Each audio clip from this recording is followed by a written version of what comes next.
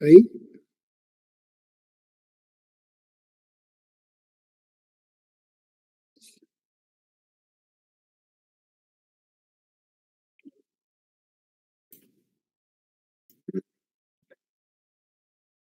Tiene que checar el internet como el navegador para poder ver la presentación.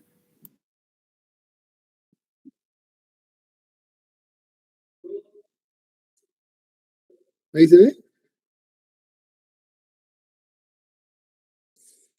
¿No?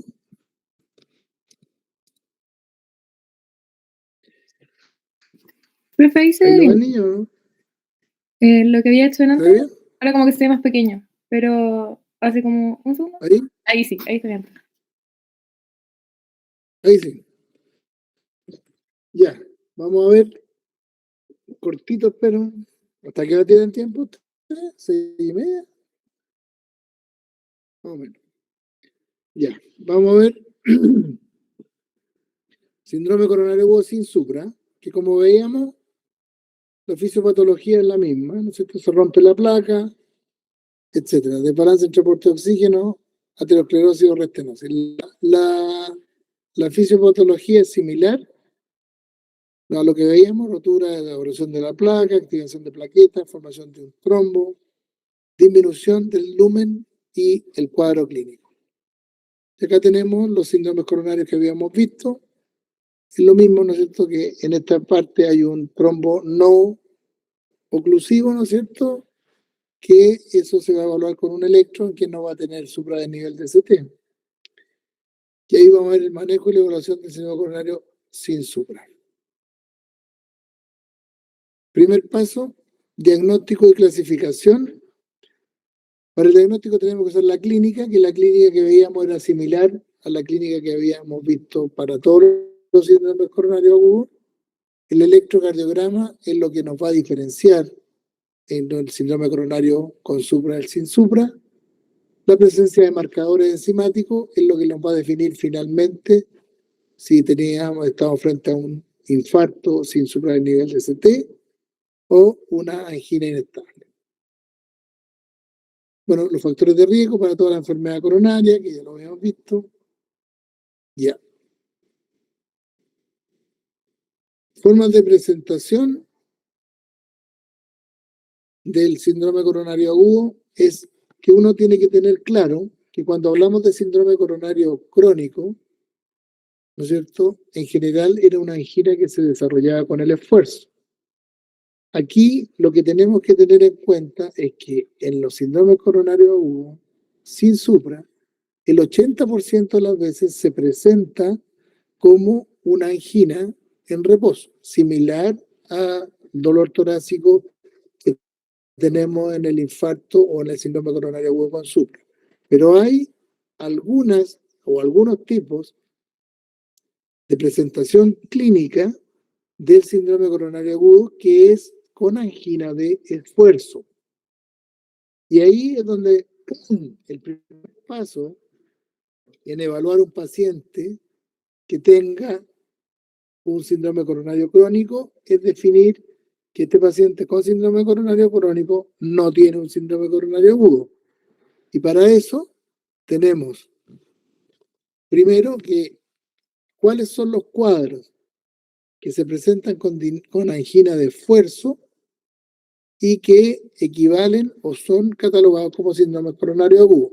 Uno, la angina de reciente comienzo, que, ¿no es cierto?, básicamente es la angina que se inicia, pero se inicia inmediatamente con capacidad funcional 3, es decir, con un esfuerzo menor a 2 cuadras. Segundo, una cosa que se llama angina progresiva o cambio de patrón anginoso. Cuando veíamos nosotros el síndrome coronario crónico, era un cuadro de dolor torácico desencadenado en el esfuerzo, que se ve con el reposo y, ¿no es cierto?, que no va variando en el tiempo. Cuando esta angina cambia, por ejemplo, yo tengo dolor al caminar 5 cuadras y de un día para otro se me hace de 3 cuadras, ese cambio de patrón anginoso o angina progresiva también, ¿no es cierto?, está catalogada como un síndrome coronario agudo. Y la angina que se presenta menos de 2 semanas posterior a un infarto, que se llama angina postinfarto, eso también se cataloga dentro de un síndrome coronario agudo. Y estos tipos de angina que se desarrollan con esfuerzo, ¿no es cierto?, que constituyen un 20% más o menos de los síndromes coronarios agudos sin supra, y un 80% corresponde a anginas de reposo. La clínica habitualmente es dolor retroesternal, intenso, opresivo, irradiado. Los síntomas neurovegetativos: palidez, sudoración fría, náusea, vómito. En general es la clínica similar a lo que veíamos anteriormente. En el examen físico es importante, ¿no es cierto?, ver los signos vitales, ¿no es cierto?, la presión arterial, la hipotensión en general determina cuadros de mayor gravedad, bradicardia, taquicardia, ¿no es cierto? La taquicardia son pacientes que evolucionan con insuficiencia cardíaca, bradicardia, ¿no es cierto?, pacientes que llegan y que están comprometiendo otra arteria como la coronaria derecha. Doctor, disculpe. Alteraciones pulmonares, como son congestión pulmonar, y arritmias, las más graves, ¿no es cierto?, son las arritmias ventriculares. Presentaciones atípicas son falta de aire, disnea, astenia, dinamia, dolor epigástrico. Dolor epigástrico uno siempre tiene que considerarlo en los infartos de pared inferior. La disnea, astenia, dinamia, síncope, en estos pacientes, básicamente adultos mayores, diabéticos, ¿no es cierto?, presentan estos tipos de clínica que es más atípica. El electrocardiograma que nosotros cuando tenemos... ¿Sí?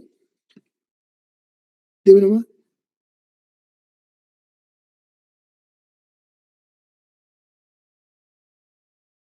¿Ahí?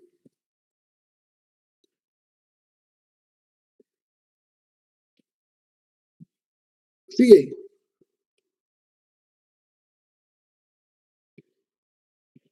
Ah, mira qué raro.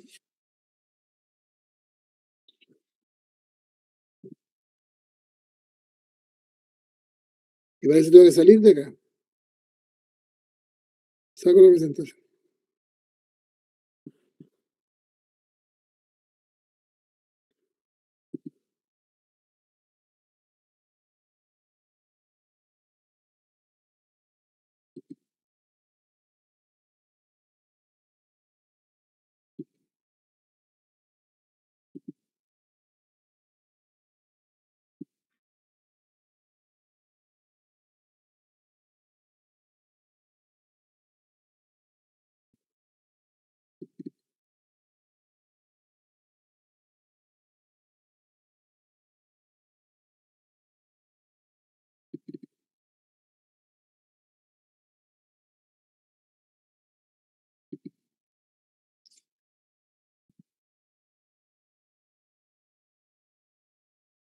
¿Se ve o no?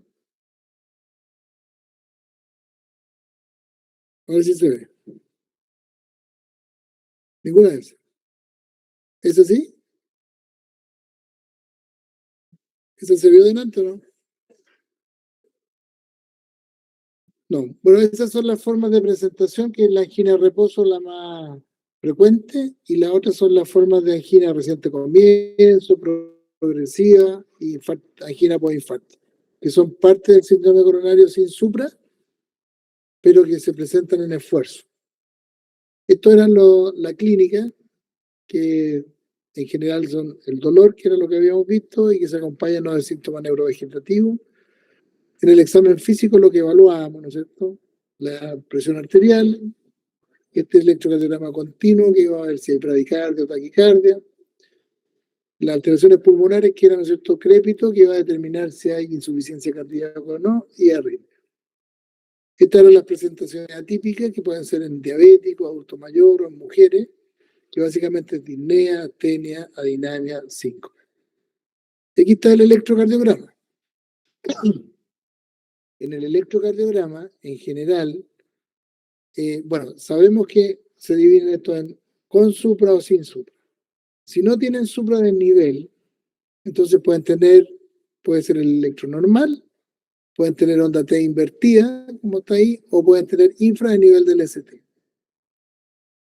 el hecho de tener un electrocardiograma normal no descarta que tenga un síndrome coronario agudo sin supra, porque como vimos, el electro está definido o determinado para definir el pronóstico de estos pacientes. De los pacientes con síndrome coronario agudo sin supra, el que tiene peor pronóstico, el que tiene infradesnivel. El que sigue, que un poquito mejor, el que tiene T invertida, y el mejor, el que tiene un electro sin alteración. Pero todos están catalogados dentro del síndrome coronario agudo sin supradesnivel del ST. Las enzimas cardíacas, ¿no es cierto? Vamos a ver que tenemos la CK y CKMB, que son más tardías en la elevación y persisten por 3 o 4 días, menos tiempo. A diferencia de las troponinas, que se elevan, son más específicas, como veíamos, se elevan a las 4 o 6 horas y son más sensibles y se mantienen más o menos durante 14, 15 días. Entonces, lo que vemos es que actualmente lo que tenemos para evaluar si hubo un infarto son las troponinas, que son bastante más específicas, más sensibles. Las troponinas, mira, son tan sensibles que hay una serie de patologías que también hacen que aumenten. Por lo tanto, su validez como diagnóstico de infarto va a depender de las características clínicas de un paciente. O sea, dentro del contexto clínico de isquemia o de infarto o de alteraciones de dolor torácico, cambio eléctrico, la elevación de troponina te va a ayudar a definir tu diagnóstico. Sin embargo, al paciente, si tú le haces troponina a todos los pacientes que están en un servicio de urgencia, un porcentaje importante con otras patologías va a tener elevación de troponina, insuficiencia renal, crisis hipertensiva, alguna arritmia, etc. Ahí están cuáles son las causas más frecuentes que producen troponina. Un paciente con insuficiencia cardíaca, con disección aórtica, con miocarditis, etcétera, etcétera, etcétera. Entonces, en general, las troponinas son muy útiles dentro del contexto isquémico. Y dentro del síndrome coronario agudo, ¿no es cierto? Tenemos el infarto sin nivel de CT, que es el síndrome coronario agudo sin supra, que se acompaña de elevación de marcadores de daño, como son troponinas, y la angina inestable, ¿no es cierto? Son pacientes que se presentan con este síndrome coronario agudo, pero que no presentan elevación enzimática. El diagnóstico diferencial es el diagnóstico que habíamos visto en la vez anterior, del dolor torácico. ¿Qué examen complementario yo puedo hacer en los pacientes que se presentan con estos síndromes coronarios agudos? Es la ecocardiografía, ¿no es cierto?, que me va a mostrar, ¿no es cierto?, alteraciones de motilidad, que veíamos que son producidas por la isquemia, y, ¿no es cierto?, para descartar otras causas de dolor torácico, básicamente disección aórtica y tromboembolismo pulmonar. Eso, el ecocardiograma en el servicio de urgencia es bastante útil. El punto es que no está disponible frecuentemente. Segundo paso, definir el riesgo. Entonces, miren, en general, en el síndrome coronario agudo sin supradesnivel de CT, primero es reconocimiento, es del punto de vista clínico, del punto de vista eléctrico, saber que no tiene un supra. Si no tiene un supra, sabemos que tiene un trombo no oclusivo. Tercero, definir el riesgo, y para eso tenemos SCORE. Y cuarto, iniciar el tratamiento médico. Entonces, la estimación de riesgo, básicamente, hay algunos parámetros de score de riesgo, que es el score TIMI y el score GRACE. En general, el score TIMI es un score más fácil, porque uno se acuerda de cuáles son los parámetros de memoria, digamos. Y el score GRACE es un score más útil y más específico. Y estos dos scores actualmente, ¿no es cierto?, están en todos los teléfonos celulares y qué sé yo, que ustedes lo pueden aplicar. En general, el score de riesgo que se ocupa con mayor frecuencia es el score de GRACE. Y el score de GRACE, el número que hay que acordarse, es 140. Entonces, con todos los parámetros que uno evalúa en el score de GRACE, edad, frecuencia cardíaca, presión arterial, creatinina, Kili, si son paro al ingreso, alteración del ST, etcétera, todo eso va a generar un número. Si ese número es mayor a 140, quiere decir que tiene un síndrome coronario agudo sin supradesnivel de CT de mayor riesgo y debería ir a estudio invasivo dentro de las siguientes 24 horas. En el SCORE-TIMI, ¿no es cierto?, los pacientes de alto riesgo tienen 5 o 7 puntos. Los parámetros son los que están arriba: edad mayor de 65 años, enfermedad coronaria conocida, tener 3 o más factores de riesgo coronario, el uso de aspirina en los últimos 7 días, angina severa en las últimas 24 horas, infranivel del segmento ST mayor de 0,5 y elevación de troponina. Entonces tú ahí consideras, ¿no es cierto?, si tú tienes un SCORE-TIMI alto, ¿no es cierto?, también debería ir a estudio coronario precoz. Sin embargo, el que tiene mayor correlación con enfermedad coronaria severa es el score de Grace, y lo que se utiliza es para definir el momento en que se va a tener que hacer el estudio invasivo. Cuando está entre 100 y 140, 110 y 140, el score de Grace, los pacientes se estudian durante su hospitalización. Si el score es más de 140, entonces deberían estudiarse en las siguientes 24 horas. El score Grace, ¿no es cierto?, es más preciso, como les decía, el que ocupamos, y el otro que se usa es el score de Cruzat, que es para determinar el riesgo de hemorragia, ya que el tratamiento de estos pacientes es tratamiento anticoagulante y tratamiento antiagregante, entre otros.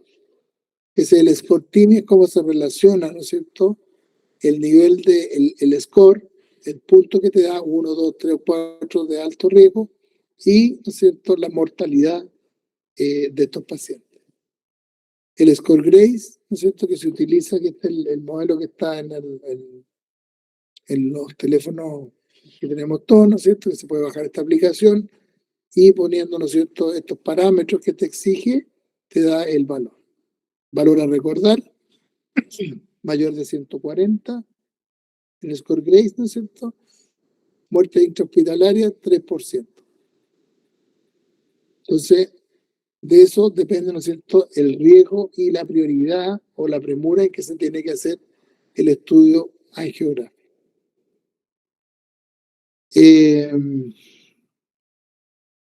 Este es el score Cruzat, que también uno lo puede evaluar y te determina el riesgo de hemorragia. En general, los pacientes con síndrome coronario agudo sin supradesnivel del ST son pacientes mayores que tienen más comorbilidad y más alteraciones y más riesgo de sangrado. Por lo tanto, si bien este score te guía cuál es el riesgo del sangrado, en general no altera el tratamiento antiagregante y anticoagulante que tú tienes que indicar en estos pacientes. Sí te avisa cuál es el riesgo de sangrado. Dígame. Sí. Sí.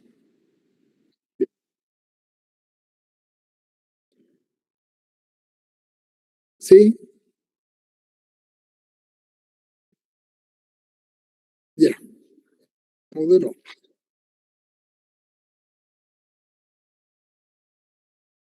Ya nos queda menos.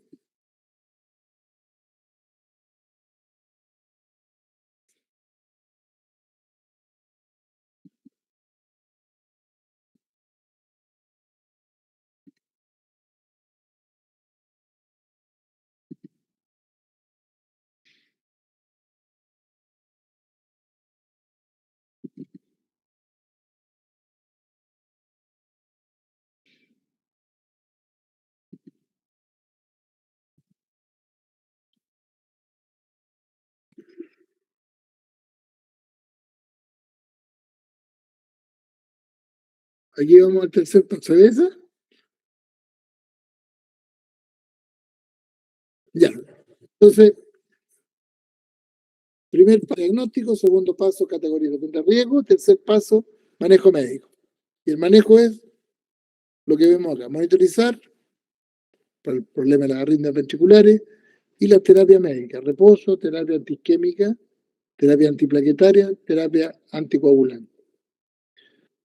En general, esto es igual que para el anterior, oxígeno, ¿no es cierto? Si es que tiene saturación menos del 90%, utilizamos nitritos, que es nitroglicerina. La nitroglicerina, como decíamos, es un venodilatador, que también hace vasodilatación coronaria, y, ¿no es cierto?, en general se utiliza en infusión continua.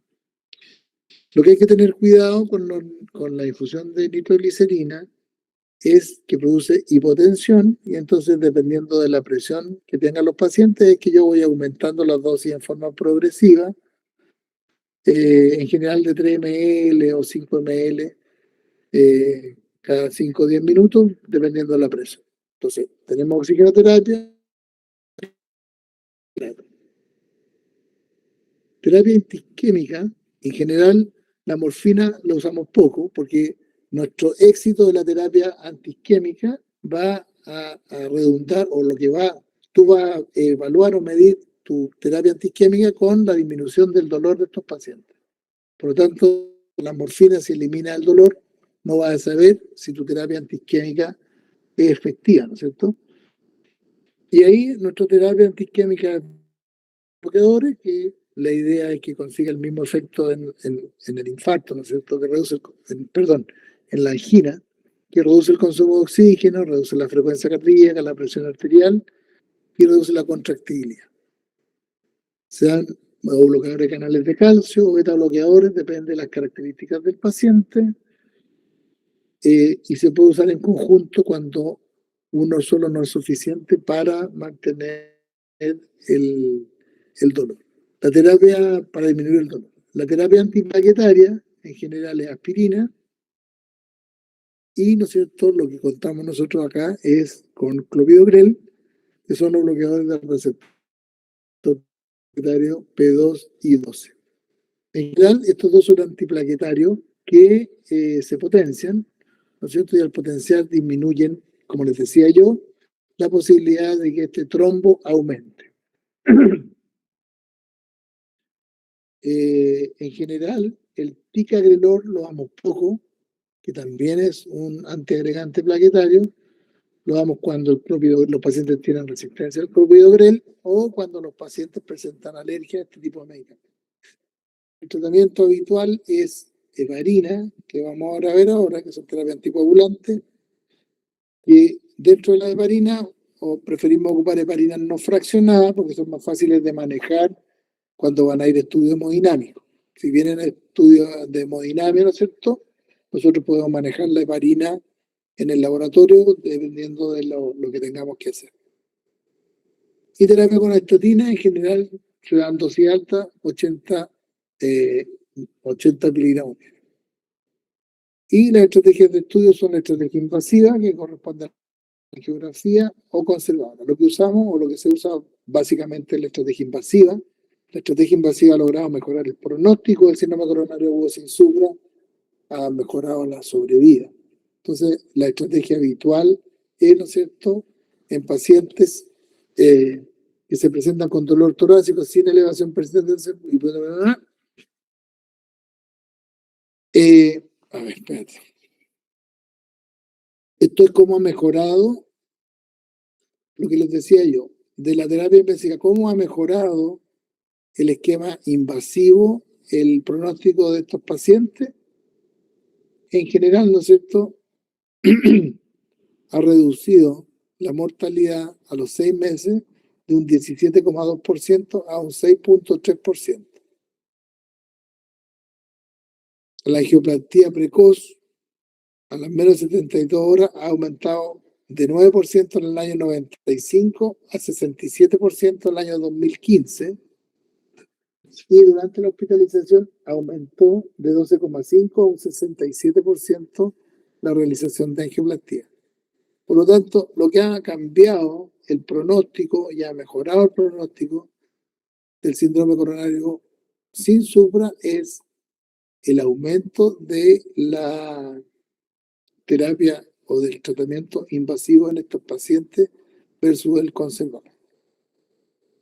Y, ¿no es cierto?, las indicaciones al alta de estos pacientes son modificar los factores de riesgo y mantener los tratamientos que son la aspirina, beta-bloqueadores, clopidogrel, estatina. Otra cosa importante Esto es un caso clínico que no lo vamos a hacer. Otra cosa importante en los síndromes coronarios agudos.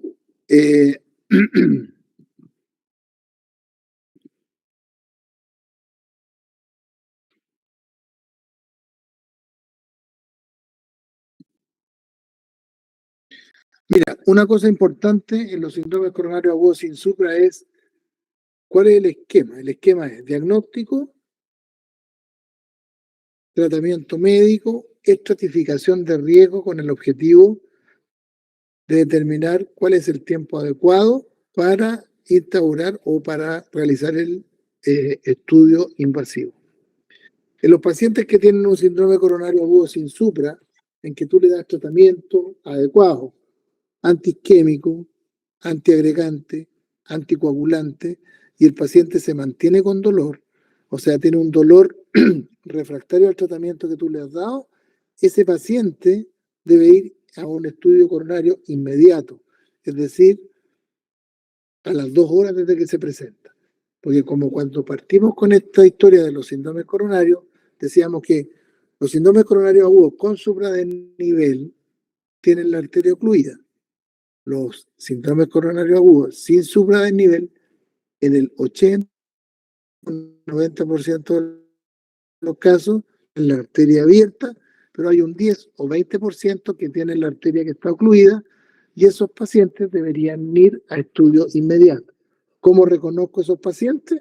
Uno, en los pacientes que independiente del tratamiento que yo dé, ¿no es cierto?, se mantengan con dolor, es decir, un paciente con dolor con un síndrome coronario agudo sin supra refractario al tratamiento, es decir, se mantiene con dolor. Segundo, en los pacientes que evolucionen con insuficiencia cardíaca, síndrome coronario agudo sin supra asociado a insuficiencia cardíaca, estudio coronario inmediato.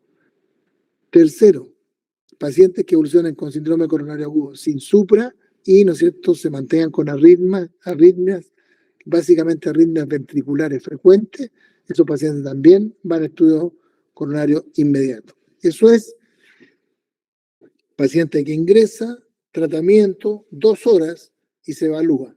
Dependiendo de la evaluación, si tiene compromiso hemodinámico, si tiene arritmias ventriculares o si el dolor se mantiene a pesar del tratamiento, ese paciente tiene indicación de tratamiento invasivo inmediato.